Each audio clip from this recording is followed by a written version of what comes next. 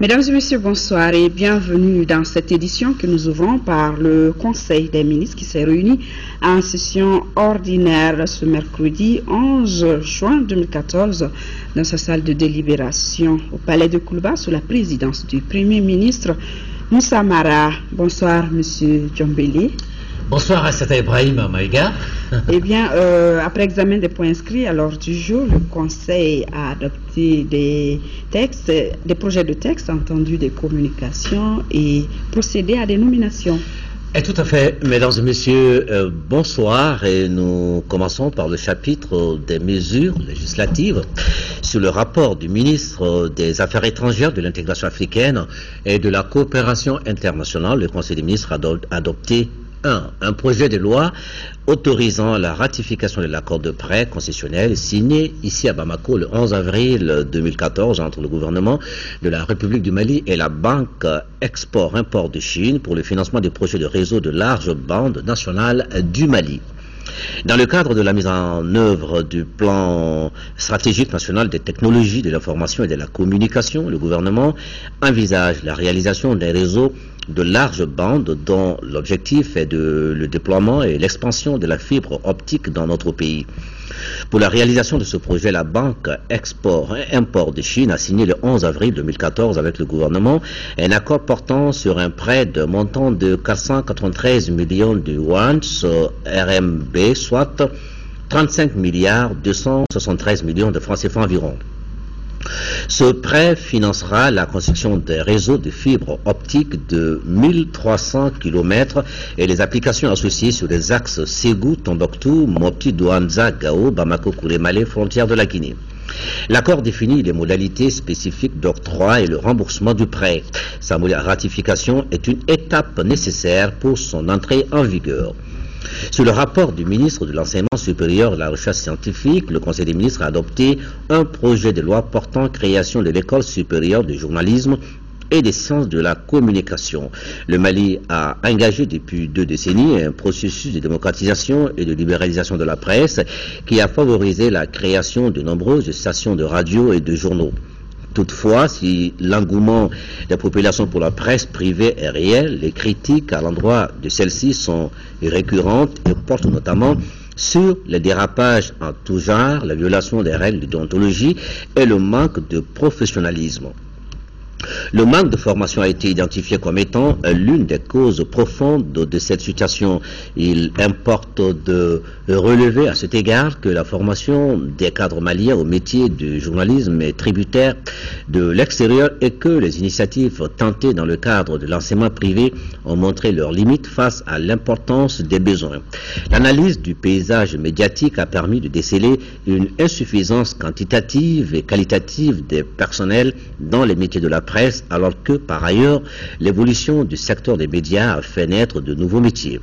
Face à ces constats, il est apparu nécessaire de créer l'École supérieure de journalisme et des sciences de la communication. La création de l'école permettra d'assurer la formation des journalistes professionnels pour le traitement plus pointu des questions aussi importantes que l'économie, la démocratie et l'environnement. Elle permettra également la formation des spécialistes dans le domaine de la gestion des entreprises de presse. Au chapitre des mesures réglementaires, sur le rapport du ministre des Sports, le Conseil des ministres a adopté un projet de décret déterminant le cadre organique de la direction des finances et du matériel. Les directions des finances et du matériel ont été créées par une ordonnance du 9 juin 2009. Au terme de cette ordonnance, la direction des finances et du matériel a pour mission d'élaborer au niveau d'un département ou d'un groupe de départements ministériels les éléments de la politique nationale dans les domaines de la gestion des ressources financières et matérielles et l'approvisionnement des services publics. Le présent projet de décret est adopté pour doter la direction des finances et du matériel du ministère des Sports de moyens humains nécessaires à son fonctionnement au cours des 5 prochaines années. Au chapitre des mesures individuelles, le Conseil des ministres a procédé aux nominations suivantes. Au titre du ministère du Développement rural, conseiller technique, M. Saïdou Tembeli, directeur de recherche, M. Modibo Sangaré, vétérinaire et ingénieur de l'élevage. Au titre du ministère de l'Énergie, secrétaire général, M. Lamissa Diabaté, professeur de l'enseignement supérieur, chef de cabinet, et M. Daouda Khan, ingénieur électromécanicien. Conseiller technique, M. Amadou Koïta, magistrat, M. Tezana Koulibaly, ingénieur de l'industrie et des mines, M. Moussa Sissé, ingénieur de l'industrie et des mines. Chargé de mission, M. Sori Ibrahim Koulibaly, économiste, au titre du ministère de la Jeunesse et de la Construction citoyenne. Directeur des finances et du matériel, M. Abdul Karim Kone, inspecteur des services économiques. Au chapitre des communications, au titre du ministère de la Solidarité, de l'Action humanitaire et de la Reconstruction du Nord, le Conseil des ministres a examiné une communication relative à l'état de la mise en œuvre de l'assurance maladie obligatoire AMO. Dans le cadre de la mise en œuvre de la politique de protection sociale adoptée en 2002, le gouvernement a institué l'assurance maladie obligatoire AMO en 2009. L'assurance maladie obligatoire est un système public de protection sociale basé sur la solidarité et la mutualisation des risques et des moyens entre les personnes couvertes. Elle a pour but d'améliorer et d'élargir l'accès aux soins en assurant la couverture des frais des soins de santé inhérents à la maladie et à la maternité des personnes assujetties et des membres de leur famille. Elle cible les fonctionnaires civils et militaires, les députés, les salariés, les pensionnés, ainsi que les ayants droit de ces catégories, y compris les ascendants. La mise en œuvre de l'AMO a, depuis son démarrage, enregistré d'incontestables acquis et avancé à travers le prélèvement des cotisations en fin novembre 2010 et le début des prestations sanitaires le 1er mai 2011. Ainsi, les principaux instruments pour la bonne gestion du régime ont été produits, parmi lesquels la liste des pathologies couvertes, les listes et les tarifs des médicaments, les actes médicaux et de biologie pris en charge, la conclusion des conventions entre les prestataires de soins publics et privés, la confection et la distribution des supports d'identification des assurés. Malgré ces avancées, des difficultés persistent dans la mise en œuvre de l'assurance maladie obligatoire, dont notamment la persistance de réclamations ou de revendications spécifiques au niveau de certaines catégories socio-professionnelles, la non-immatriculation des fonctionnaires militaires, le refus de certains employeurs du secteur privé de payer la part de cotisation AMO à leur charge, le retard dans le paiement par les organismes gestionnaires délégués des factures des prestataires. Pour améliorer de manière significative et durable la mise en œuvre de l'AMO, le gouvernement envisage notamment les solutions suivantes. Le renforcement des concertations et de dialogue social avec les partenaires sociaux pour consolider la mise en œuvre de la réforme de l'AMO, l'intensification des opérations d'enrôlement de proximité, l'extension du conventionnement aux polycliniques, cliniques et cabinets médicaux agréés conformément aux critères et modalités en vigueur, le renforcement des actions de communication. Au titre du ministère de l'Urbanisme et de l'Habitat, le Conseil des ministres a examiné une communication relative à la réalisation des 1922 logements tranche 2011-2012 à Bamako et dans la région. Dans le cadre de la mise en œuvre des actions visant à faciliter l'accès au logement du plus grand nombre de Maliens, le gouvernement a initié en 2007 la réalisation en différentes tranches d'un programme de 5400 logements sociaux. La tranche 2011-2012 constituée de 1922 logements, dont 1552 à Bamako et 370 dans la région de Kaï, Koulikoro, Ségou, Mopti, Gao et Kidal, achève le programme. L'état de réalisation de cette tranche se présente comme suit. À Bamako, les travaux de construction ont repris après l'arrêt occasionné par les événements de 2012. L'état d'exécution des travaux est à environ 66,4% pour un délai de consommé de 83%. Le financement de 1552 logements est acquis et les marchés afférents à l'exécution des travaux ont été approuvés. Dans les régions, les procédures de signature des marchés de construction ont été interrompues suite aux événements de mars 2012. Le coût total de construction est évalué à 23 880 861 348 francs CFA et la viabilisation des 1552 logements de Bamako à 9 822 millions de francs CFA. Les travaux de viabilisation des logements des régions sont estimés à 1 500 millions de francs CFA. La principale difficulté dans la réalisation des 1922 logements réside dans la mobilisation des ressources financières. À la date d'aujourd'hui, le gap financier est de 17 milliards 974 millions 773 240 francs CFA pour les constructions de 1 milliard 500 millions de francs CFA pour la viabilisation. Pour la couverture du gap, l'Office malien de l'habitat a été autorisé à mobiliser des ressources auprès d'un pool bancaire sur le marché national, sous-régional et régional. Voilà ce qu'il fallait retenir du Conseil des ministres de ce mercredi à Seta Ibrahim.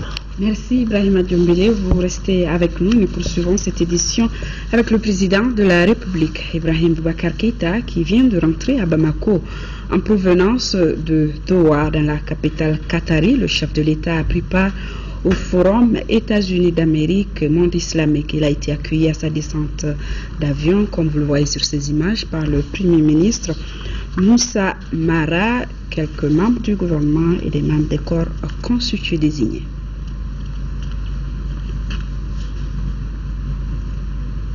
Voilà donc le chef de l'État qui a donc regagné Bamako.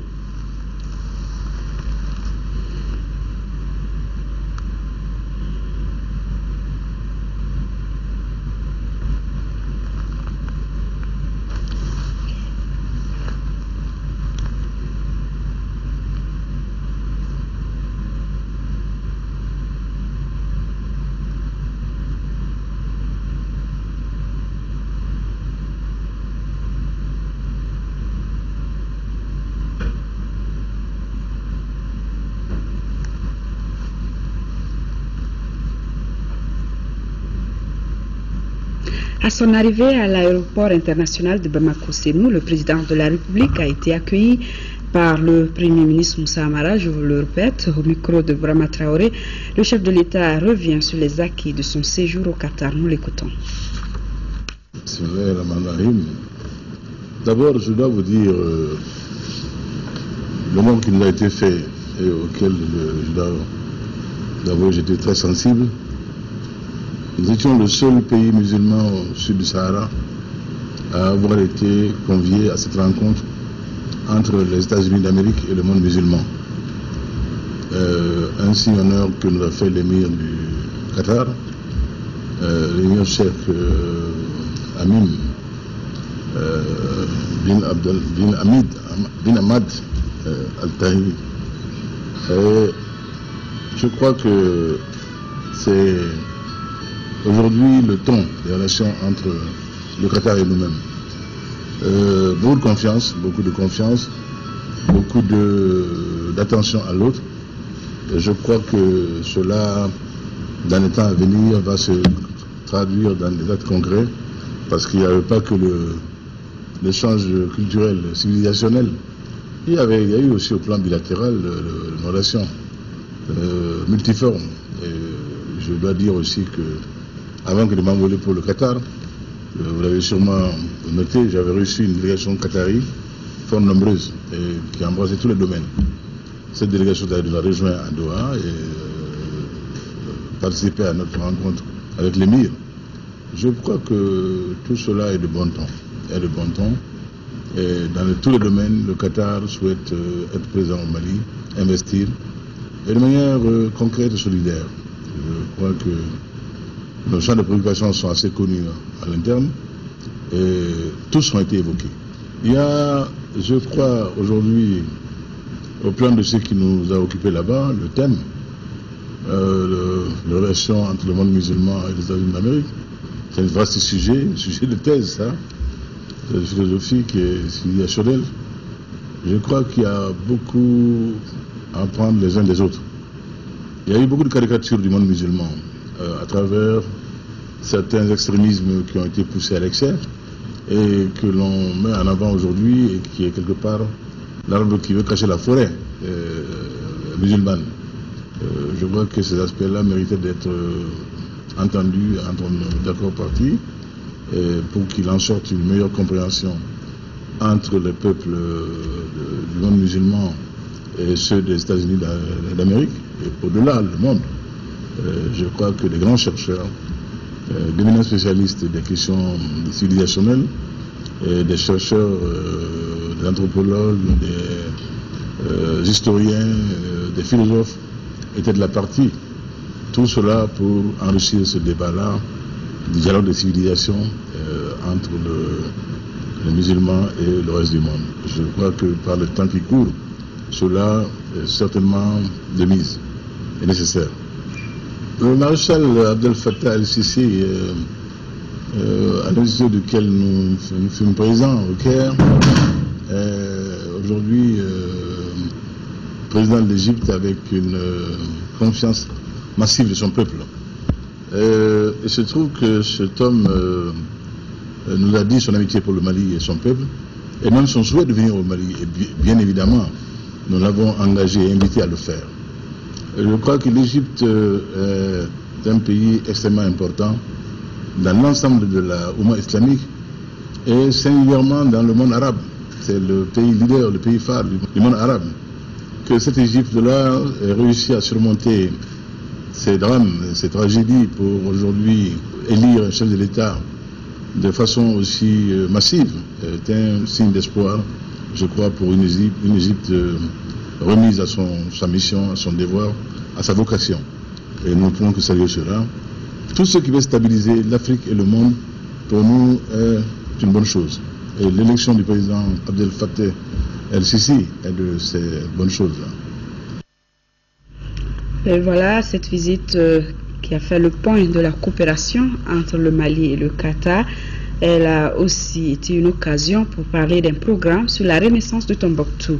Avant de quitter la capitale qatari, Ibrahim Boubacar Keïta avait reçu en audience les initiateurs du programme. Dans la foulée, le ministre de la Culture a eu une séance de travail avec son homologue qatari. Envoyé spécial Ibrahim Traoré, Adama Kamara.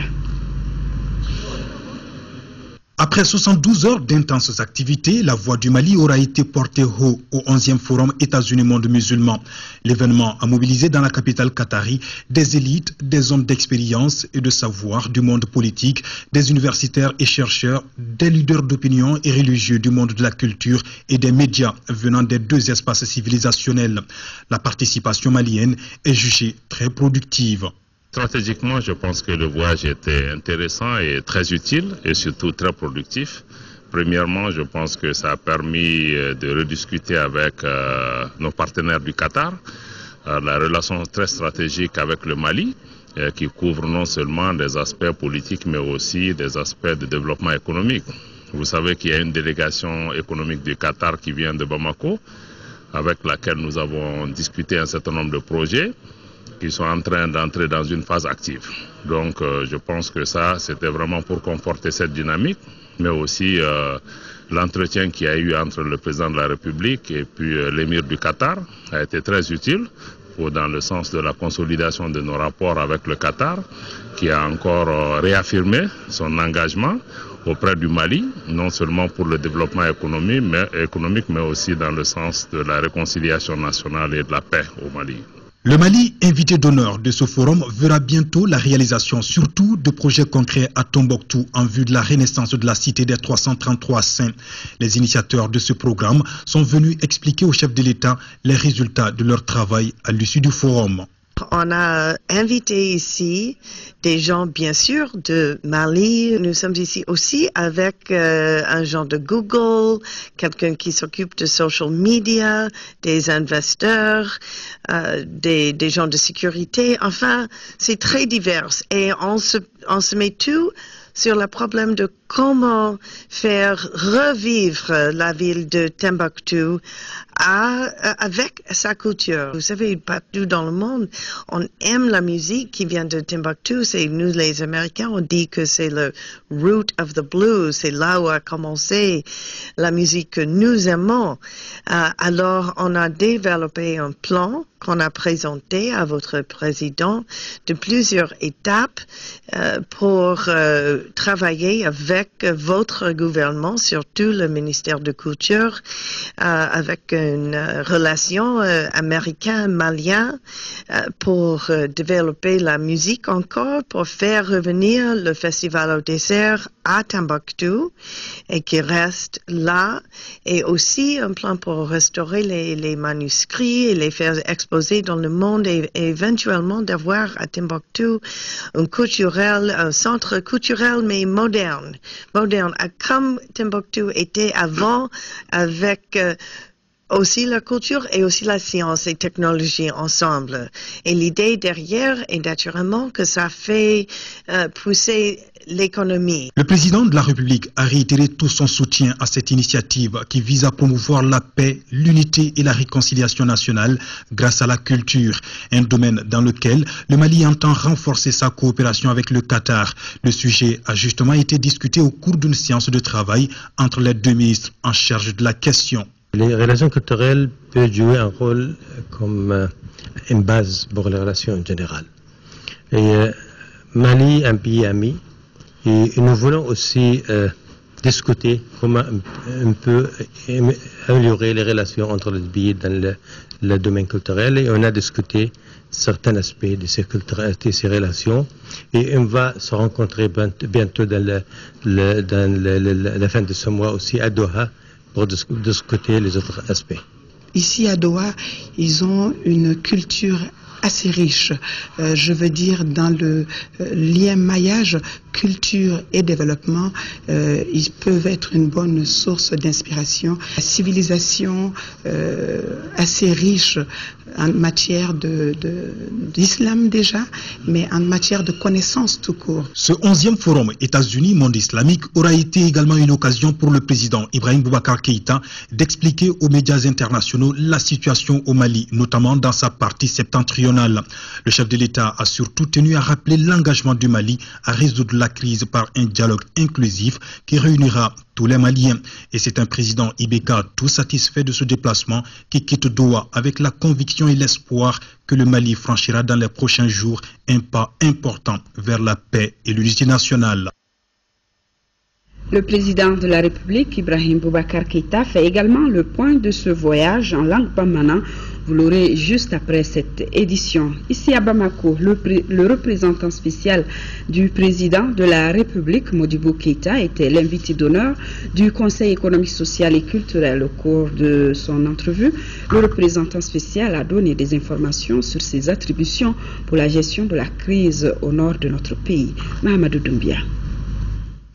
Invité par les membres du Conseil économique, social et culturel, le représentant spécial du président de la République, Modibo Keïta, s'est prêté à des questions-réponses qui consistaient à informer le Conseil économique, social et culturel sur ses attributions, sa mission et son engagement pour le dialogue, la réconciliation avec la rébellion. Le Conseil économique, social et culturel du Mali compte jouer toute sa partition, en tout cas en termes de contribution, afin de pouvoir donner les éclairages nécessaires. Il faut beaucoup de retenue et beaucoup de concessions surtout. Nous en appelons à la bonne foi et à la bonne volonté de tous les Maliens. Il faut que nous sachions pardonner. Au cours de cette rencontre souhaitée, assez appréciée par les membres du Conseil économique, social et culturel, des multitudes de questions ont été posées et sans tabou.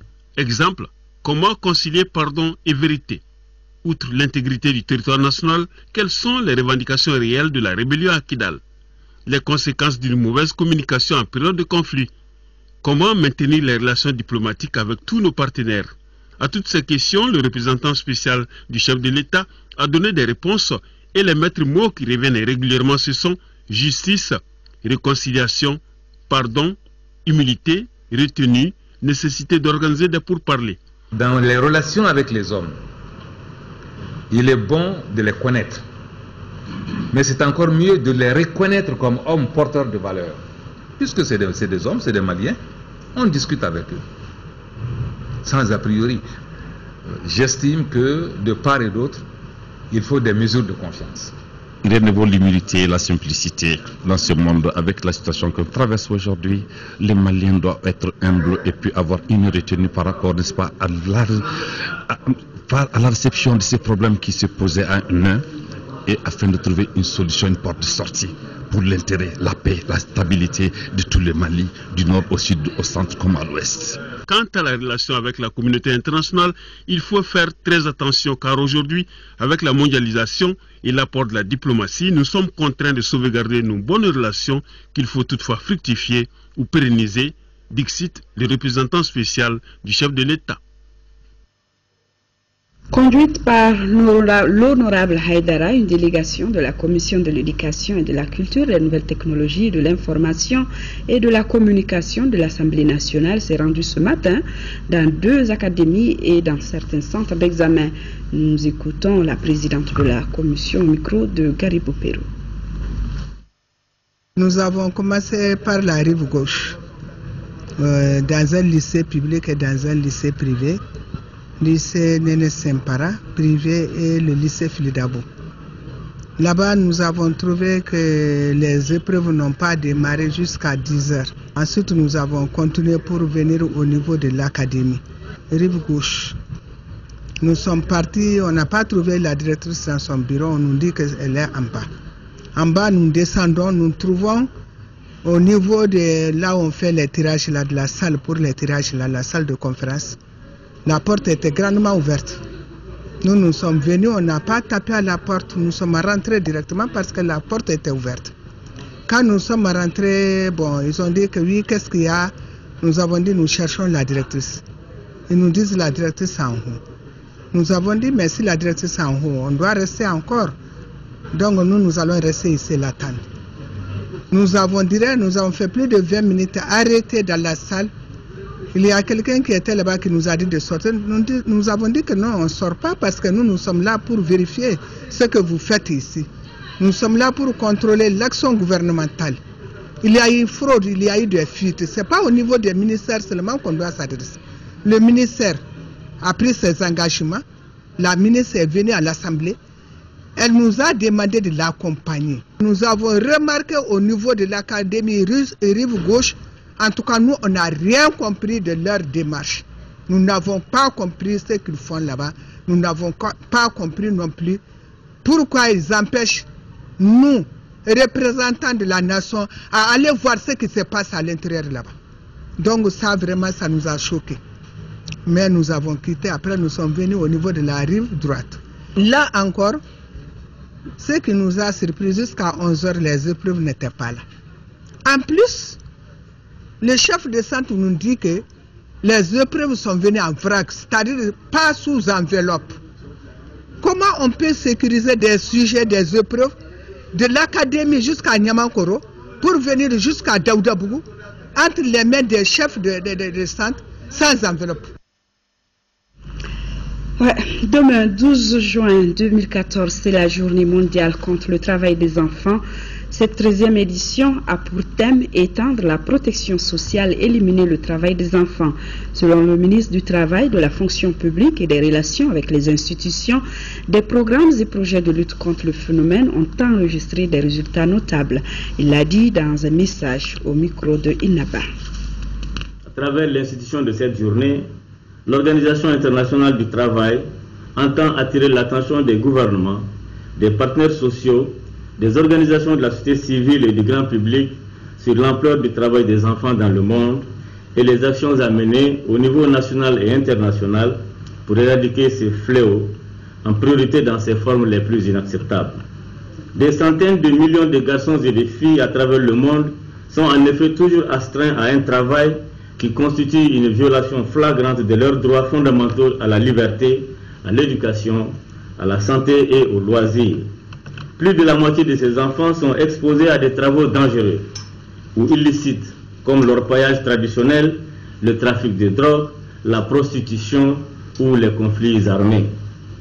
Au Mali, environ 2 enfants sur 3, âgés de 5 à 17 ans, sont économiquement actifs, soit un peu plus de 3 millions de filles et garçons. En ratifiant les conventions fondamentales de l'OIT sur le travail des enfants, notamment les conventions numéro 138 et 182, le gouvernement de la République du Mali s'est engagé pour sa part à prendre des mesures immédiates et efficaces pour assurer l'interdiction et l'élimination des pires formes de travail des enfants, et ce, de toute urgence. Signature ce matin d'un accord de partenariat entre le Fonds de garantie pour le secteur privé du Mali et 4 institutions bancaires à Bamako. Il va améliorer le financement des petites et moyennes entreprises dans notre pays. Il est renforcé par l'appui de la coopération danoise à travers le programme d'appui à la croissance économique et à la promotion de l'emploi stimulé par le secteur privé. Rachel Tessougué. La signature d'un accord de partenariat entre le Fonds de garantie pour le secteur privé du Mali et la Banque malienne de solidarité, la Banque commerciale du Sahel, la Banque sahélo-saharienne pour l'investissement et le commerce et la Banque of Africa permettra le financement de 220 entreprises. Cela en vue d'alléger la contrainte de garantie exigée par les banques et de promouvoir le développement des petites et moyennes entreprises qui jouent un rôle essentiel dans l'économie nationale en termes d'emploi et de revenus. L'objectif, c'est que les fonds et les banques se sont engagés à financer ces entreprises à des taux d'intérêt, par exemple, qui seront en deçà de 9%, toutes charges comprises, et aussi à diligenter l'examen, le suivi et l'évaluation des projets qui seront soumis. Et ensuite aussi, dans l'accord cadre, il y a des indicateurs de performance. Les banques, le fonds se sont engagés, par exemple, pour les 6 derniers mois de l'année à financer environ au minimum 220 projets. Les banques partenaires du fonds souhaitent que la signature de cet accord soit un moyen efficace d'atteindre des résultats probants dans la lutte contre le chômage. Il contribue à l'accroissement des crédits et à la réduction des conditions débitrices appliquées aux PME-PMI. En outre, pour atteindre les couches les plus larges des populations défavorisées, le fonds prévoit d'élargir sa garantie aux crédits accordés au système financier décentralisé. Le fonds de garantie pour le secteur privé a pour mission d'apporter des solutions aux banques en termes de couverture partielle des risques liés à l'octroi des concours aux petites et moyennes entreprises. Il offre plus d'opportunités à ces dernières dans le financement de leur implantation et de leur développement. Pour une vision nouvelle de l'enseignement supérieur, une réunion du comité de pilotage du projet d'appui à l'enseignement supérieur dans l'espace UEMOA se tient depuis hier dans notre capitale. Elle vise l'amélioration continue de la qualité de l'enseignement. Compte rendu d'Aouda Sidiki Diarra. La mise en œuvre du projet d'appui à l'enseignement supérieur a suscité un engouement réel des États membres de l'UEMOA, cela en matière de développement d'institutions d'enseignement et de recherche, afin de faire face à une demande de plus en plus grande en termes de ressources humaines de qualité. Les différents acteurs perçoivent la réforme LM2 comme une nécessité et au sein de l'UEMOA. Le projet contribue à favoriser l'intégration régionale. Ces réformes touchent aussi bien le corps enseignant que les étudiants. Donc, par exemple, la réforme LMD qui permettra beaucoup plus de mobilité aux étudiants, mais c'est quelque chose de nouveau. Il y avait déjà un autre aspect qui était celui traditionnel, et expliquer aux étudiants que cette nouvelle réforme ne fait pas en sorte que le système traditionnel disparaisse. Donc il faut sensibiliser, il faut expliquer et savoir pour que les gens puissent adhérer. Vous savez qu'il y a ce qu'on appelle la massification. Il y a beaucoup d'étudiants, il y a peu d'enseignants, il y a peu d'infrastructures. Le développement des techs nous permettra d'avoir accès à la formation, étant dans une région qui n'est pas forcément là où est implantée l'université. Toutefois, des contraintes objectives persistent encore dans l'enseignement supérieur. Il y a lieu de traiter les étudiants de l'espace UEMOA sur le même pied d'égalité. Ce serait bien que l'étudiant qui quitte Lomé puisse payer les mêmes frais que l'étudiant malien et que ce soit réciproque si nous voulons vraiment promouvoir l'intégration dans notre sous-région. Et nous arrivons maintenant à cette prouesse de la médecine. Une équipe de professeurs chinois et maliens de l'hôpital du Mali vient de sauver une vie. Ils ont réussi cette opération chirurgicale exceptionnelle du cancer de la thyroïde. Le patient malien Noumou Soumaré, un économiste qui a développé cette maladie, avait tenté sous plusieurs cieux de traiter sa saillie. Et c'était toujours sans succès jusqu'à l'heureuse rencontre avec cette équipe de spécialistes de l'hôpital du Mali. Certaines images peuvent choquer. Le reportage est signé Fatoumata Kone. pour un coup d'essai, cela fut un coup de maître. C'est un véritable exploit que la médecine vient de réaliser au Mali. Il s'agit d'une intervention chirurgicale sur un patient atteint de cancer presque en phase terminale. Qui plus est, la tumeur était située dans la zone orale. Le patient Noumou Soumaré avait perdu tout espoir de guérison. Il y a eu l'apparition d'un petit bouton au niveau de mon cou que je prenais pour une angine. Donc là, je ne me suis pas précipité pour aller voir les médecins d'abord. J'ai essayé de me traiter moi-même. Quand j'ai vu que le bouton grossissait au fur et à mesure, on m'a envoyé à l'odontostomatologie. C'est comme ça que j'ai été orienté à l'hôpital Gabriel Touré par le docteur Diakité de l'INTS pour voir monsieur le docteur Kanté, qui m'a fait une première biopsie. C'est à partir de la 4e biopsie qu'il s'est révélé que la tumeur n'est pas cancéreuse, mais il s'agit d'une tumeur parodienne. Il fallait m'envoyer quelque part et on avait opté pour la Tunisie. Et là, c'est là que se sont intervenus un neveu et un cousin qui ont pu contacter le professeur Bio, aujourd'hui que je peux même appeler mon sauveur. Quand je venais le voir, franchement, je n'avais plus d'espoir. Cette intervention particulièrement délicate a été conduite par l'équipe médicale chinoise de l'hôpital du Mali, assistée de médecins maliens.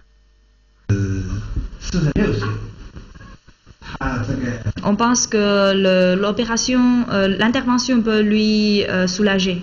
C'est une tumeur très avancée. On a fait une exérèse particielle de la glande thyroïde. Encore une curage ganglionnaire au niveau du cou de ganglion gauche. Pour réparer le plaie du facial, on met une cutanée pectorale pour réparer le plaie ici. L'intervention a pris presque 3 heures. Tout s'est bien passé et la quantité de sang est trop petite. Maintenant, le patient il est en bon état. On a fait tous nos efforts pour retrouver sa santé et maintenant on est content de voir qu'il peut vivre comme avant. L'équipe dirigée par le Q peut consulter en moyenne 3 personnes par jour. Une intervention qui s'inscrit dans le cadre de la coopération sino-malienne. Nous avons 31 professionnels chinois qui travaillent à l'hôpital du Mali. Nous avons toujours signalé l'insuffisance des ressources humaines. Donc ce personnel vient combler ce déficit qui ne se fait plus sentir au niveau de l'hôpital, surtout en matière de professionnels assez spécialisés. Nous avons dans tous les domaines que l'hôpital, tous les services de l'hôpital, nous avons des spécialistes qui viennent pour parer à certaines situations, notamment les anesthésistes réanimateurs. À l'hôpital du Mali, nous n'avons qu'un seul spécialiste malien, un anesthésiste réanimateur. Ceux qui sont là, c'est quand même des professionnels qui sont même cités en exemple même en République populaire de Chine. Par exemple, le chef de la mission médicale chinoise, c'est le directeur adjoint de l'hôpital des tumeurs de la province de Tchétchan. Et depuis qu'il est là, il fait des choses extraordinaires avec les Maliens. Il fait vraiment des miracles. Cet économiste de son état réapprend à vivre normalement. Je vis une renaissance. Il y a 2 semaines, si on m'avait dit que je pouvais me tenir comme ça aujourd'hui, j'allais vous dire non. Mais aujourd'hui, me voilà. Tout ce que j'attends, c'est de me lever, de recommencer les activités. Et au bout du compte, notre grand malade, Noumou Soumaré, ressuscite. Prompt rétablissement, M. Soumaré. Sikasso est un exemple d'assainissement urbain. C'est du moins l'avis du ministre de l'Environnement, de l'Eau et de l'Assainissement. Après la forêt classée de Farako, le ministre a visité la décharge finale de Sikasso, dont la capacité de réception est estimée à 400 tonnes par mois. Envoyé spécial, Seydou Sissoko, Siratigui Traoré. 3 éléments au tableau de la visite du ministre Abdoulaye Idrissa Maïga à Sikasso. Ce sont les forêts, l'approvisionnement des populations en eau potable et l'assainissement de leur cadre de vie. Pour les forêts, le ministre de l'Environnement a visité la forêt classée de Farako. Cette forêt immatriculée domaine forestier de l'État depuis le temps colonial couvre une superficie d'environ 15 000 hectares répartis entre les formations naturelles et les périmètres plantés. Selon le ministre Maïga, la région de Sikasso constitue le dernier espoir environnemental de notre pays, du moins son patrimoine végétal. Ici à Sikasso, nous avions été émerveillés de constater que les poumons verts qui constituent les forêts classées depuis avant l'indépendance sont entretenus. On a visité des sites qui avaient été déboisés, sur lesquels il y a des actions de restauration, des actions de reboisement. Cela, je pense que c'est une action à saluer. Cependant, nous savons que quand il y a des massifs forestiers du genre assez importants, luxuriants, il est important d'attirer l'attention des agents sur les formes d'exploitation. Ces massifs-là sont à préserver. Ce n'est pas pour rien que ces domaines ont été classés. Mais je pense que s'il y a encore un semblant de vie dans la plupart des espaces, c'est parce qu'il y a de la végétation. Deuxième infrastructure visitée, la décharge de Sikasso. Elle collecte 16 tonnes de déchets par jour. Mieux, elle est une décharge de référence du fait qu'elle traite aussi les déchets spéciaux comme ceux des hôpitaux appelés déchets biomédicaux. Ici, le ministre n'a pas caché sa satisfaction. Pour une fois, je suis satisfait. Tout ce que nous avions pu visiter, les dépôts de transit fonctionnent. Ici à Sikasso, le transit est un transit. On l'amène la veille, pas plus de 48 heures après, c'est transféré à la décharge finale. Et nous avons vu le circuit, d'abord à l'essieu, ensuite les bassins de collecte des ordures, jusqu'à la gestion de l'exivia. C'est une sorte de poison. S'agissant du secteur de l'eau, des réglages restent à faire, notamment pour la ville de Sikasso, dont le besoin journalier est estimé à 500 mètres cubes d'eau, contre 350 aujourd'hui. Une conférence des cadres a mis fin à la visite du ministre de l'Environnement en 3e région. Nous restons dans le cadre de la quinzaine de l'environnement. La coalition Environnement, Développement Rural et Décentralisation, en partenariat avec la CAFO, a tenu une conférence débat. Le but est d'encourager les femmes à adopter les bonnes manières envers leur environnement. Fatoumata Kone. Femmes et changement climatique, le thème était au centre d'une conférence débat. Il s'agit d'échanger avec les femmes de la CAFO et celles de la coalition Environnement, Développement Rural et Décentralisation sur le changement de comportement envers son environnement. Il est indéniable que les femmes jouent un grand rôle dans la préservation de notre environnement. Elles constituent même un pilier central. À cet effet, des efforts doivent être fournis pour les informer, les sensibiliser et les former sur les préoccupations environnementales, sur leur rôle et responsabilités, d'où toute l'importance de la conférence de ce matin. Les conférenciers tenteront également de convaincre les femmes à l'entretien de la faune et de la flore, d'éviter la pollution, entre autres. Les femmes, dans leur rôle d'éducatrices, de gardiennes de maison, de gestionnaires pratiquement de nos ressources, peuvent jouer un rôle essentiel dans l'adaptation et l'atténuation des changements climatiques. Elles sont encore les principales utilisatrices des sources d'électricité qui sont indiquées aujourd'hui comme les causes du réchauffement climatique. On va essayer de définir un peu qu'est-ce qu'on entend par changement climatique. On va essayer de cerner un peu les causes, les conséquences surtout sur les femmes, les solutions.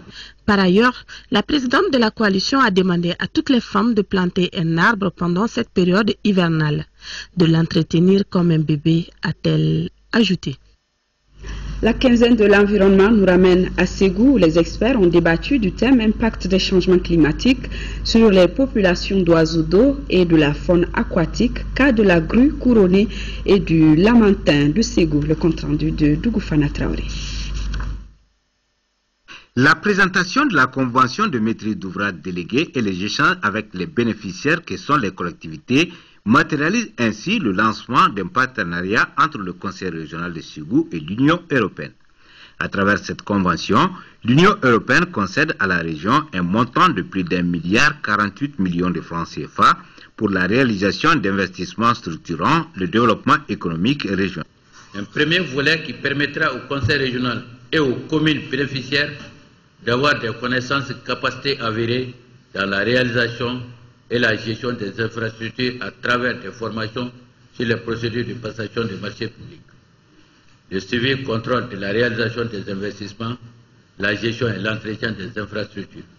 Un second volet qui portera sur la réalisation des infrastructures retenues dans le cadre de la stratégie de développement économique et régional. La mise en œuvre de cette convention va permettre la réalisation de 8 boucheries modernes, 2 marchés à bétail, des périmètres pour la production des produits maraîchers, sans compter des activités de renforcement de capacité. L'objectif, c'est véritablement donner, les moyens nécessaires à ce que la région puisse se développer dans le cadre de la programmation de la décentralisation, des états généraux de la décentralisation, de la déconcentration et d'une meilleure implication des régions dans le processus de développement du Mali. Aussi, la présente cérémonie de lancement a été donc une occasion de partage avec les autorités et élus des collectivités ainsi que les bénéficiaires directs des projets, mais également une occasion d'engagement du Conseil régional à la mise en œuvre efficiente des projets pour l'amélioration du cadre de vie des populations.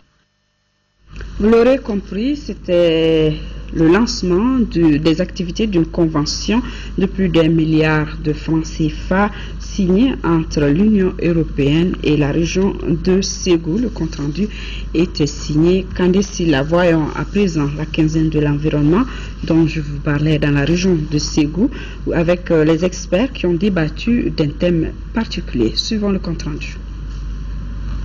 Protéger le delta intérieur du Niger avec ses espèces d'oiseaux et de sa faune. Voilà schématisé le thème de cette conférence sur le changement climatique. Le delta intérieur du Niger est une zone qui s'étend sur les régions de Ségou, Moti et Tombouctou. Selon le conférencier, à chaque hiver, 3 à 4 millions d'oiseaux venant des Amériques, de l'Europe, de l'Asie et de l'Afrique de l'Est migrent au Mali dans cette zone du delta intérieur du Niger.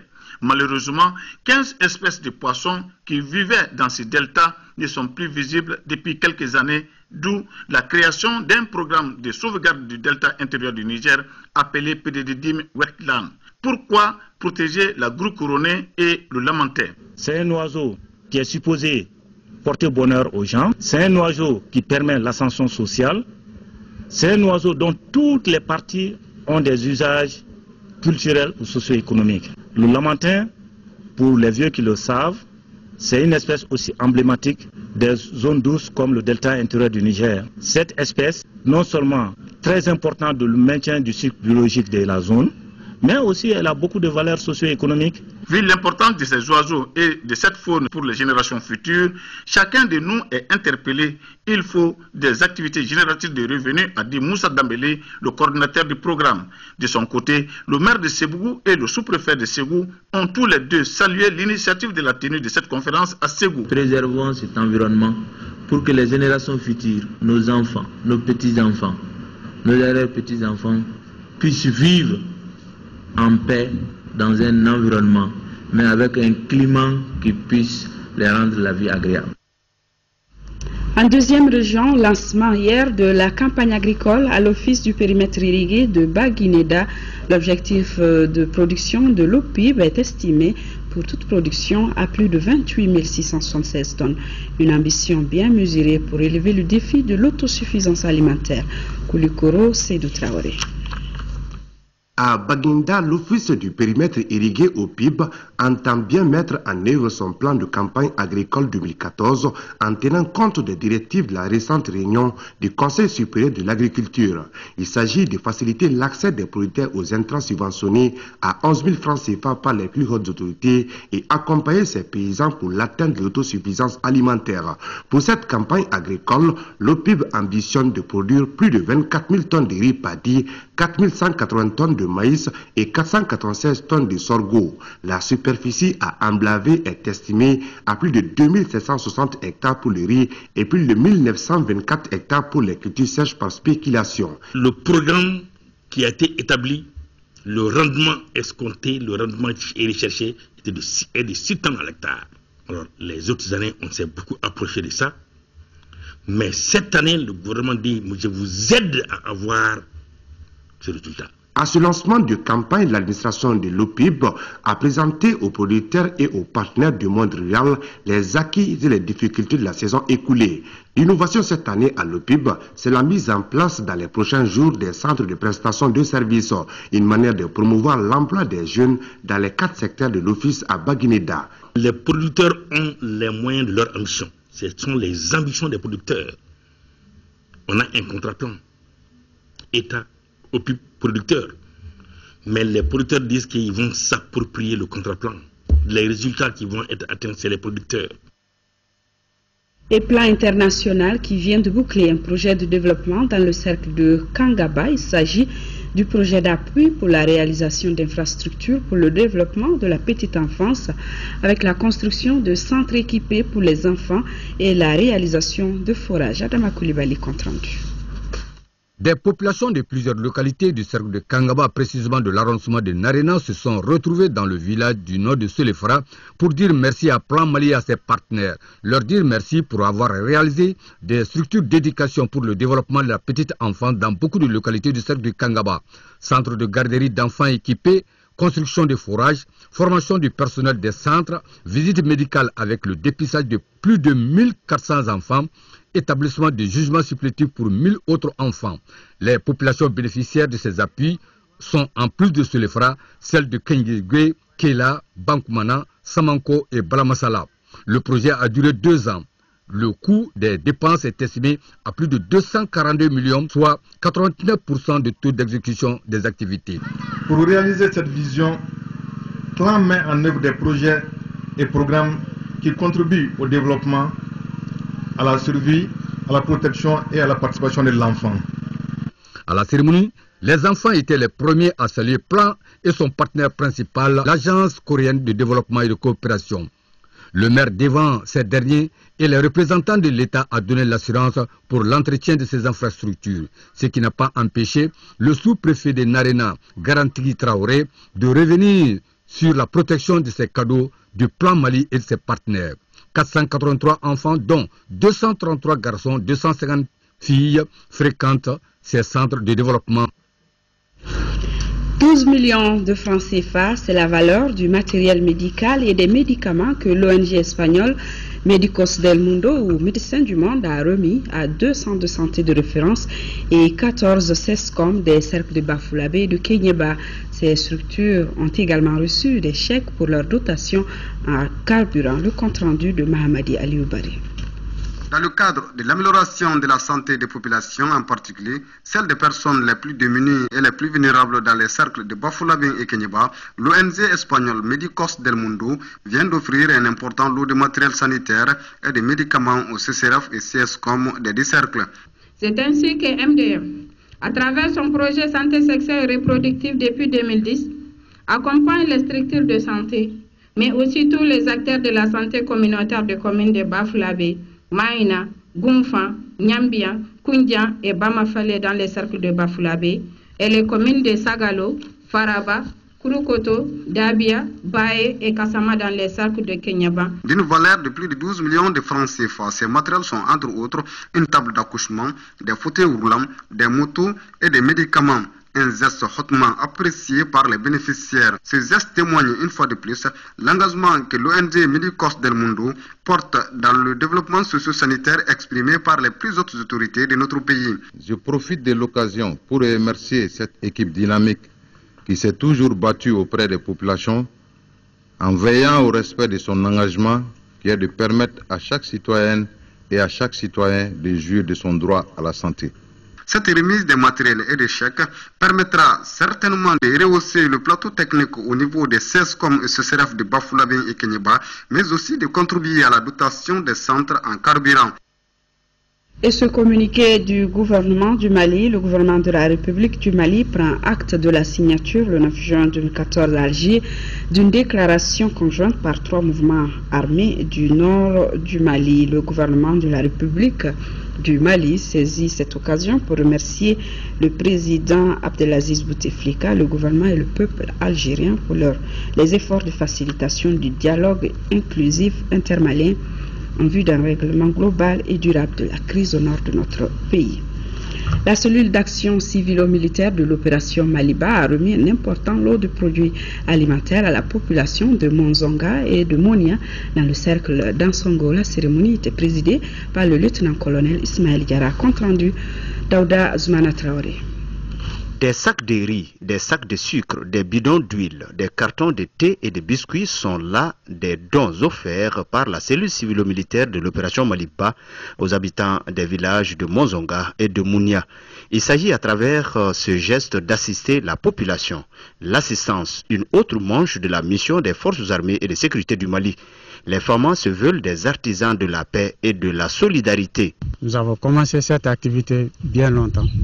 Depuis 2012 que l'opération Badenko a commencé et jusqu'à l'opération Maliba. Nous sommes toujours aux côtés des populations pour les assister. Et il faut que la population sache que l'armée est là pour elle. Ces gestes-là, c'est tout juste pour rapprocher davantage l'armée de sa population. Ces différentes actions en faveur de la population des communes d'Ansongo et de Bara faciliteront également la cohésion sociale et le vivre ensemble. L'armée vient ajouter encore pour une première fois à Ansongo une donation pour les vulnérables, particulièrement les femmes et les personnes handicapées de toutes sortes qui viennent de faire leur donation jusque chez eux à domicile. C'est vraiment, je suis comblé, le geste nous honore et ça prouve vraiment le souci que notre armée est partie intégrante de la population et est sensible aux problèmes humanitaires que nous vivons en ce moment. Toute la population a promis d'aider les forces armées et de sécurité en leur fournissant la bonne information. Auparavant, des actions similaires ont eu lieu à Kadji Darsalam, dans la région de Gao et à Tombouctou et Kidal. Le président de l'Assemblée nationale porte la connaissance des députés qu'une séance plénière de la session ordinaire en cours se tiendra le jeudi 12 juin et jour suivant s'il y a lieu à partir de 10 h dans la salle Modibo Keïta.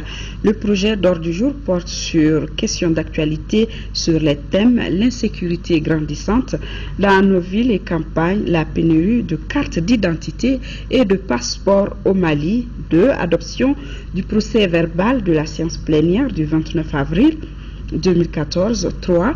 Délibération sur les projets de loi intéressant la vie de la nation, 4. Constitution des réseaux et groupes d'amitié, 5. Mise en place d'une commission d'enquête parlementaire et 6. Communication. Le président de l'Assemblée nationale qui vient de regagner Bamako en provenance de Téhéran et Rabat au siège du secrétariat général de l'Union parlementaire des États membres de l'OCI, tout comme dans la capitale marocaine, Issaka Sidibé a participé à des rencontres d'échange sur les préparatifs du sommet de l'UPC que notre pays s'apprête à accueillir en 2015. L'Association pour la promotion de la femme et de l'enfant au Mali a procédé ce matin à l'inauguration d'un centre d'exposition-vente de produits agroalimentaires pour le compte du réseau des femmes entrepreneurs sociales et solidaires. Ce centre offre aux femmes des opportunités pour une meilleure commercialisation de leurs produits transformés. On prépare à la cérémonie d'inauguration les autorités administratives, les partenaires et bien évidemment les groupements de femmes.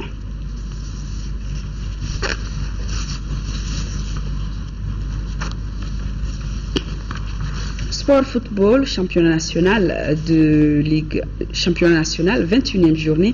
Cette journée a pris fin par le nul 1-1 entre les 11 créateurs de Nyarela et l'AS Real de Bamako. La rencontre a eu lieu au stade Modibo Keïta. C'était en présence de Diarra Konati.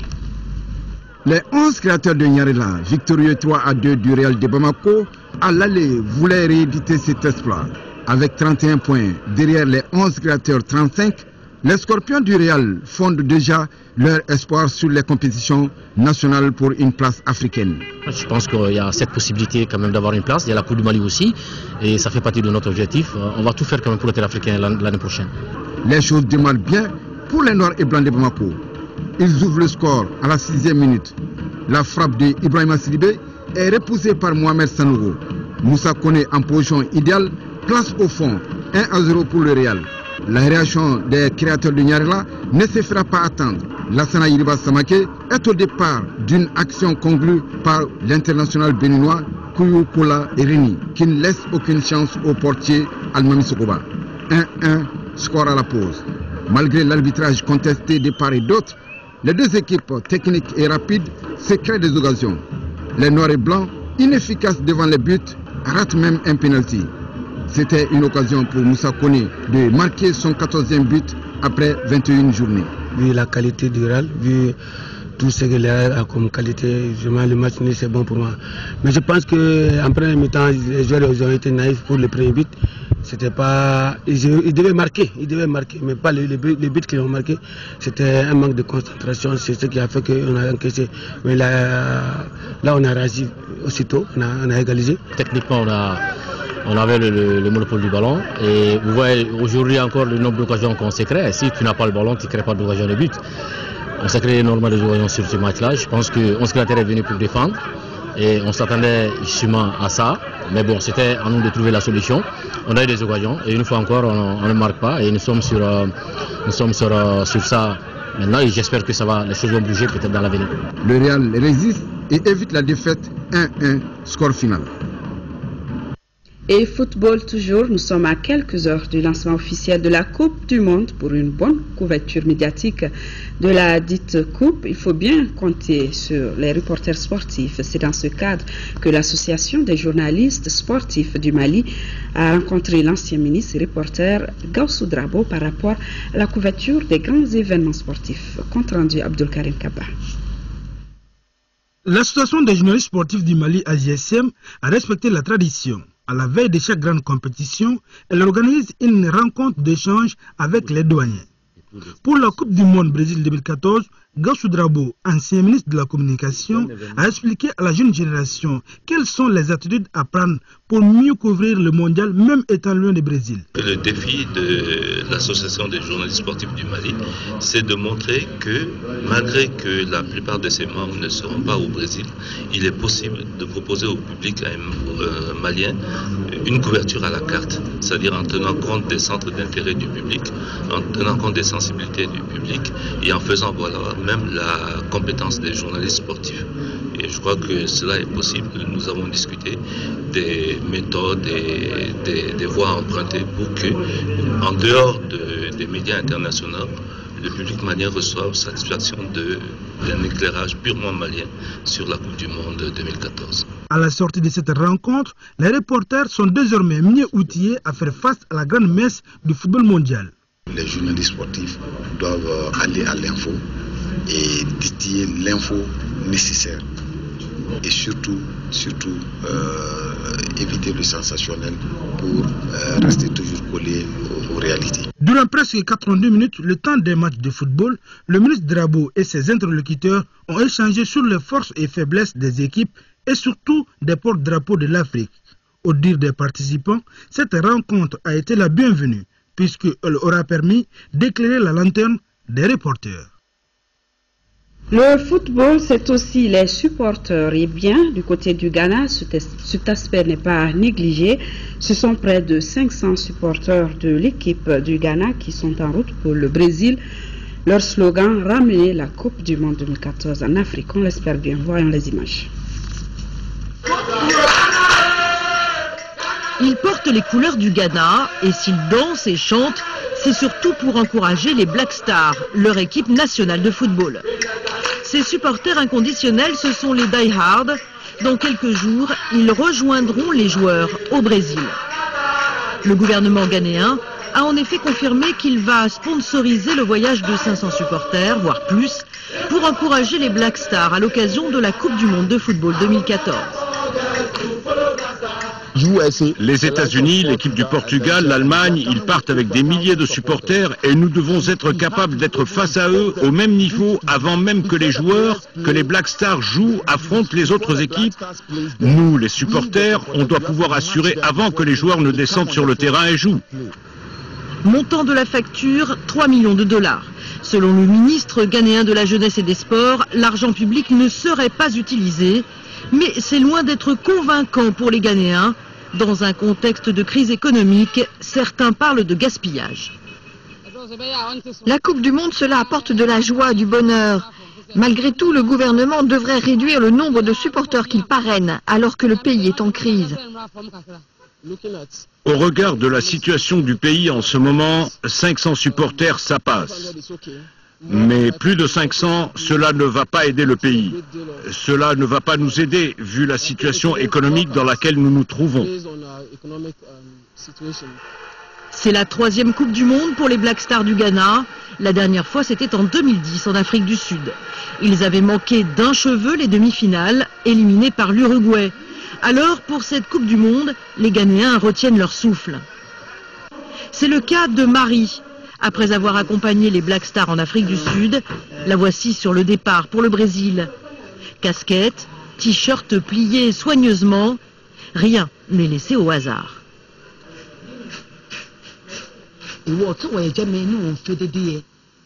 Les joueurs sont encouragés quand nous faisons beaucoup de bruit.